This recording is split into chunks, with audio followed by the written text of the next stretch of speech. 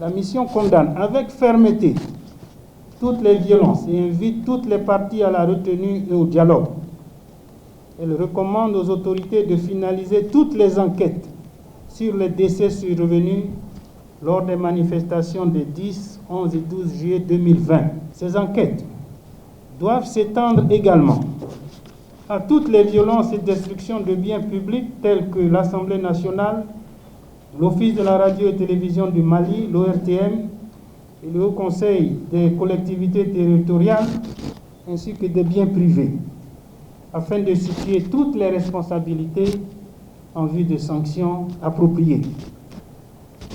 À l'issue des différentes consultations avec toutes les parties prenantes, la mission a noté que les problèmes de la crise sociopolitique s'articulent autour des questions de gouvernance, ainsi que des points déjà soulevés par la mission ministérielle de la CEDEAO du 18 au 20 juin 2020, notamment la reconstitution de la Cour constitutionnelle, dont le décret a été abrogé, la résolution du litige concernant les 31 sièges contestés au Parlement, la formation d'un gouvernement d'union nationale.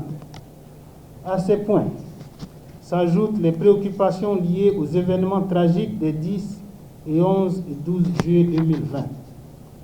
À cet égard, et suite aux différentes consultations, la mission de médiation a formulé les propositions suivantes de sortie de crise. En ce qui concerne la reconstitution de la Cour constitutionnelle, la mission recommande, en attendant le règlement des différends aux élections législatives, que la présidence de la République et le Conseil supérieur de la magistrature nomment chacun 3 membres de la Cour constitutionnelle.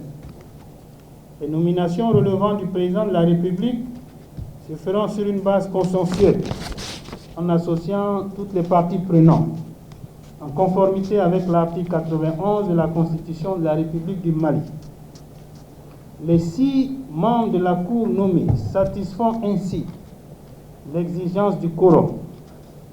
La Cour ainsi reconstituée devra délibérer et réexaminer les résultats des élections législatives concernant les 31 députés en question.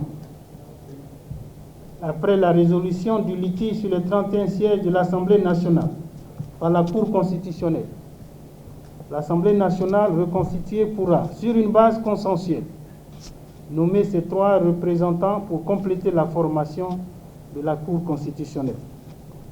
Par ailleurs, il est nécessaire de mettre en place de toute urgence un gouvernement d'union nationale sur la base du consensus et tenant compte des recommandations du dialogue national inclusif et des propositions de répartition suivantes. 50% proviendront de la coalition au pouvoir, 30% proviendront de l'opposition et 20% de la société civile.